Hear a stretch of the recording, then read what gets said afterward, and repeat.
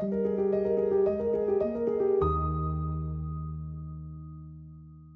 welcome to Coffee with the Dean, an opportunity to meet with some of the great student leaders that make UCI Law so special.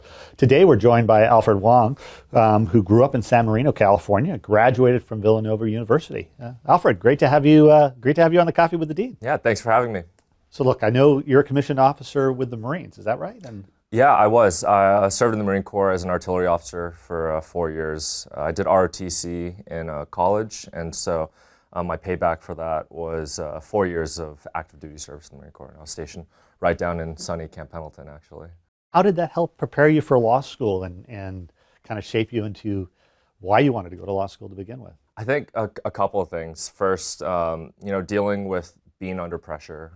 Especially as an artillery officer, you're dealing with, launching projectiles from cannons, giant cannons, and sometimes those projectiles are going, above your Marines, even in training exercises. And so, kind of just dealing with that pressure was really helpful when you came to law school, and you realize the pressure is not as big of a deal here. The other thing is kind of dealing with the team, and so one of my roles was as a fire direction officer, and so I had a bunch of Marines, and we'd calculate the projectile, velocity, the angle, and just dealing with those Marines, and kind of coming up with solutions was really gratifying. And third is just learning about those Marines. Those Marines, the Marines around me. I truly kind of believe it's you're kind of seeing the microcosm of America. And so the diversity of thought, the backgrounds, where everyone came from, it was great to learn from, great to see.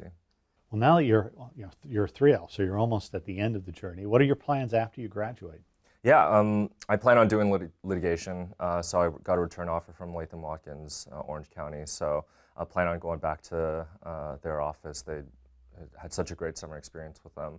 And then I also plan on clerking in the Central District of California, and really excited for that opportunity. So it all seems to be going towards litigation, which is something when I got to law school and I started doing lawyering skills and legal writing, I kind of knew that litigation was right for me.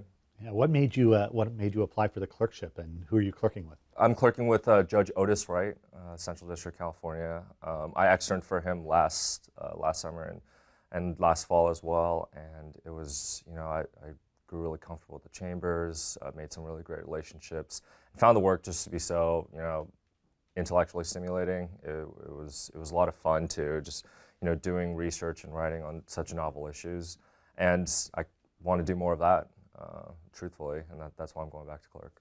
Yeah, no, clerking is an amazing experience, and Judge Wright's a fabulous person. He's got that nice sort of mentoring touch. Did he work with you as an extern? He did. One of the things that happened, so it was this random Tuesday.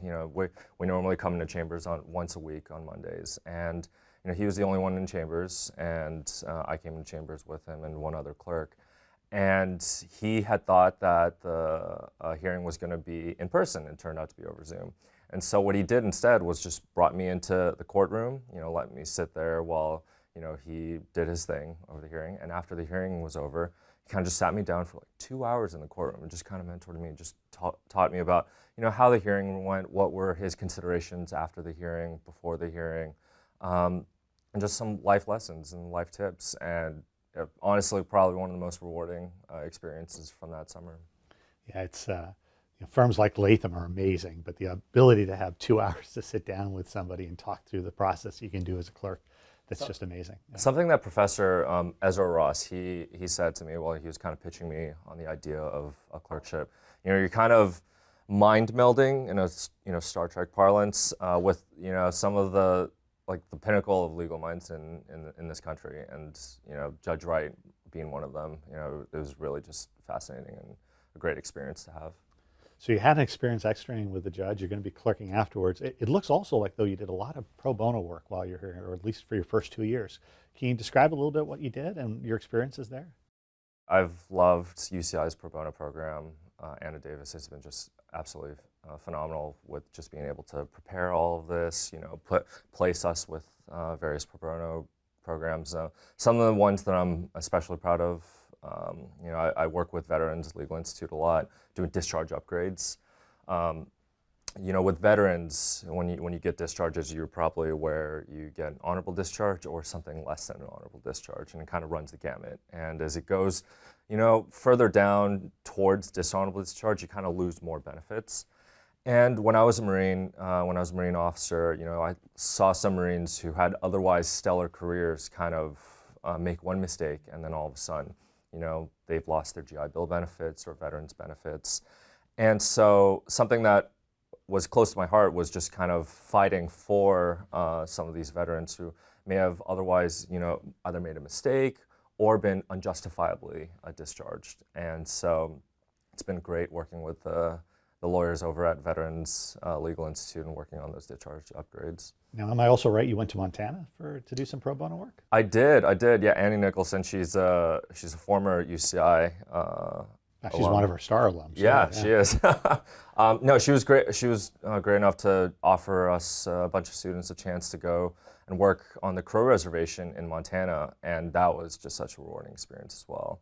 I mean, I admittedly came into law school and honestly came into the trip not knowing much about Indigenous rights or issues, and just working on the reservation, seeing some of the challenges that Indigenous people are going through today, really eye-opening. If I was to ask you to look back in your last 2 years, I know you've got one year left to go. What's your favorite part about UCI law, your experience so far? I think it's the camaraderie and the collegiality. When I came into law school, I had watched Legal Blonde, and I was like, oh, so that's mandatory preparation for every law student. Exactly. And I was like, oh, it's gonna be cutthroat, but I can do this. Just everyone out for themselves.